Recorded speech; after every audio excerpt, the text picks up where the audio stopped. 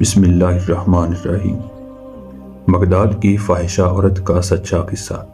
یہ لڑکیاں سب بے نیاز اپنی اداؤں سے سب کو غائل کرتی مدرسہ عزیزیہ کے دروازے سے گزر رہی تھی کہ حضرت شاہ محمد اسماعیل رحمۃ اللہ علیہ کی نظر ان پر پڑ گئی۔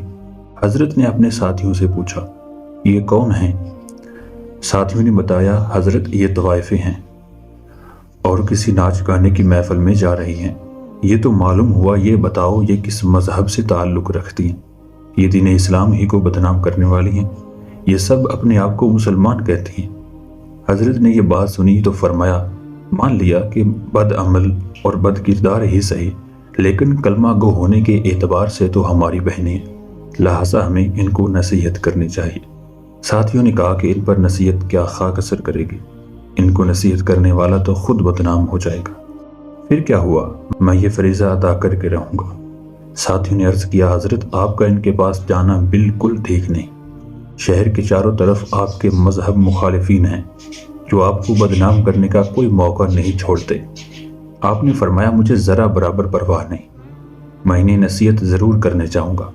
اس کے بعد آپ تبلیغ حق و اصلاح کا عزم لے کر گھر میں تشریف لائے۔ درویش اپنا لباس زیب تن کیا اور تنہا نائکا کے حویلی کے دروازے پر پہنچ گئے اور کہا، اللہ والیو دروازہ کھولو اور فقیر کی صدا سنو۔ آپ کی آواز سن کر چند لڑکیاں آئیں۔ انہوں نے دروازہ کھولا تو دیکھا کہ باہر درویش صورت بزرگ کھڑا ہے۔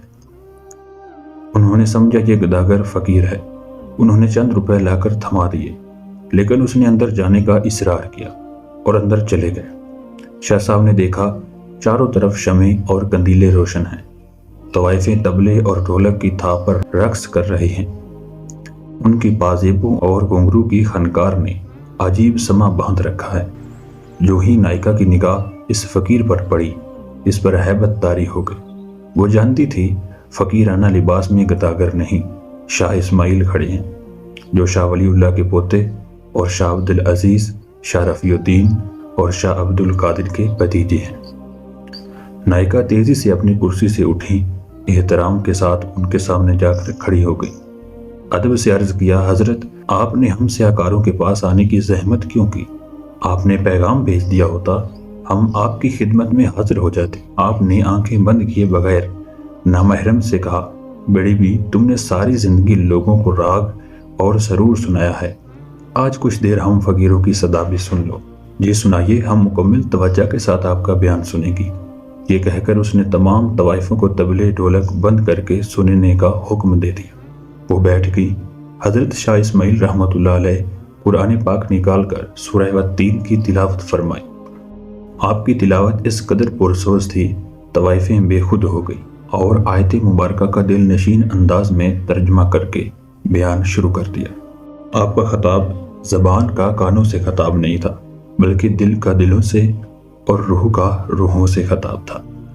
یہ خطاب دراصل اس الہام ربانی کا کرشمہ تھا جو حضرت شاہ اسماعیل رحمۃ اللہ علیہ جیسے مخلص درد مندوں اور امت مسلمہ کی حقیقی خیرخواہوں کے دلوں پر اترتا ہے۔ جب طوائفوں نے سورت کی تشریح سنی تو ان پر لرزہ طاری ہو گیا، روتے روتے ان کی ہچکیاں بن گئیں۔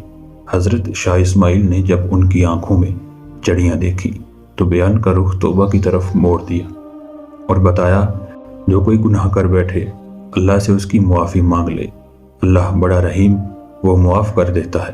آپ نے توبہ کے اتنے فضائل بیان کیے کہ ان کی سسکیاں بن گئی۔ شاہ صاحب نے انہیں اٹھ کر وضو کرنے اور 2 رکعات نفل پڑھنے کا کہا۔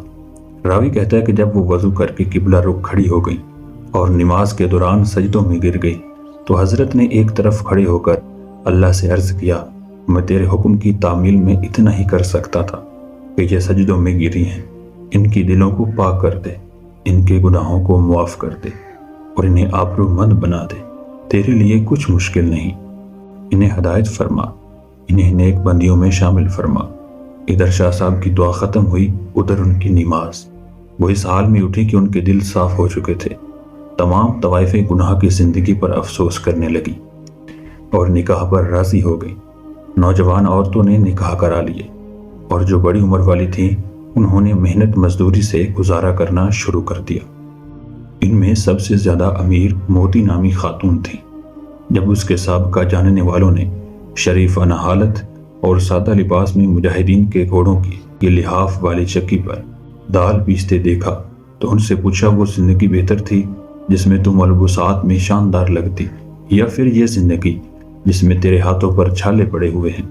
کہنے لگی اللہ کی قسم مجھے گناہ کی زندگی میں اتنا لطف نہیں آیا جتنا مجاہدین کے لیے چکی پر دال پیستے وقت ہاتھوں پر ابھرنے والے چھالوں سے آتا ہے۔